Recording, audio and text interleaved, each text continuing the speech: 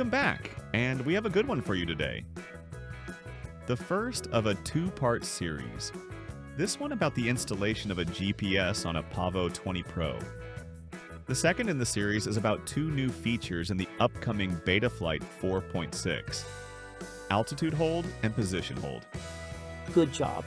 We will get more into those in the next video, but first we need a working GPS in our drone. Last time, we installed an Air Unit 4 Pro. This will be more challenging due to soldering being required. It is out of my wheelhouse and I'm not so good at it yet. No, he is not. I'm working on it. Today, we're upgrading our Beta FPV Pavo 20 Pro drone by installing a GPS module for precise location tracking. Whether you're aiming to record epic flights or ensure safe returns, this mod takes your drone game to the next level. Let's get started. Here's what you'll need for this project. The Pavo 20 Pro drone, of course. A compatible GPS module. Try and get one with the M10, a soldering kit, heat shrink, tubing, electrical tape or zip ties, a clean workspace with good lighting. If you are just now learning to solder, I suggest running over to Joshua Bardwell's channel for his tutorial. I'll add the link to the description below. Let's start by prepping your drone. Carefully remove the 4 screws that hold the canopy, then set it aside. Next, remove the 4 screws that hold the frame to the electronics. Separate them and flip over the board. Important note, always disconnect your battery before working on any electronics to avoid short circuits. Good thinking. Next, remove and examine the flight controller to locate any free UART ports. 1 and 5 were free, but I ended up using 6 and moving the LED strip to 1. This is where we'll connect the GPS module. Next, you will solder the GPS to one of the UARTs. Tell them what to do. Sure, identify the wires on your GPS module. Typically, you'll find 4 wires: red for power, black for ground, white or green for TX, transmitting data, blue or yellow for RX, receiving data.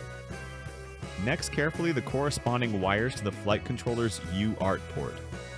Match the TX from the GPS to the RX on the flight controller, and vice versa. Double-check your connections to ensure accuracy. Once the wiring is complete, secure the GPS module to your drone frame using electrical tape or zip ties.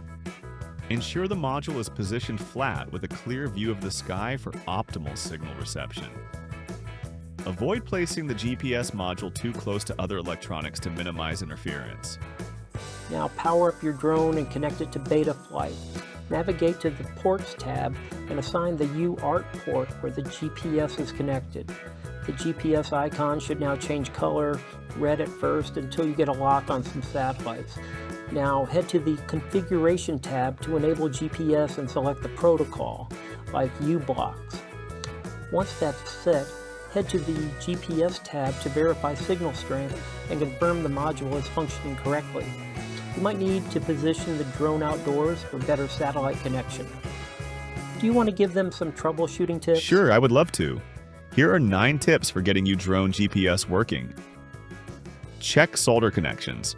Ensure all solder joints are clean and solid with no loose or frayed wires.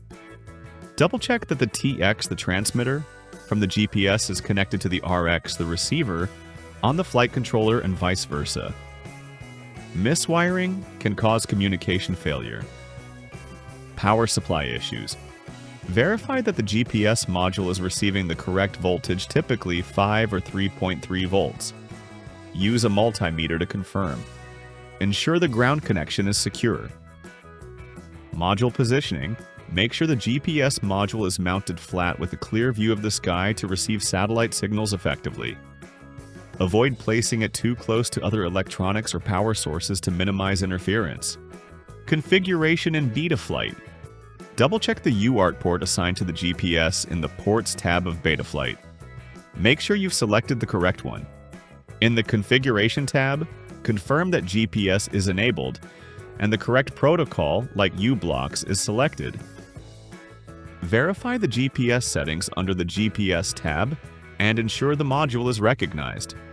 Test outdoors. If the GPS module isn't detecting satellites, take your drone outside and away from tall buildings or trees.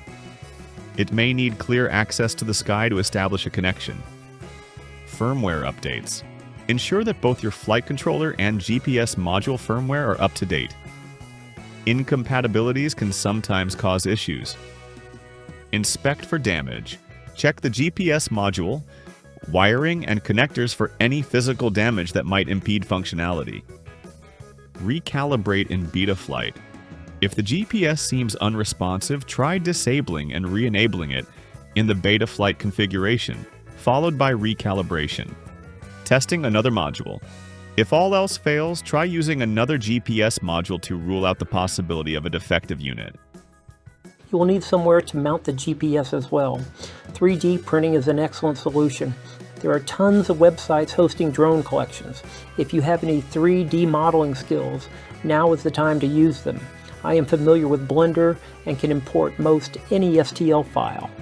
Now that we have it installed, let's take a test flight. Take note of the new OSD fields fueled by the GPS. They include lat and long, number of satellite, home direction, and distance and speed.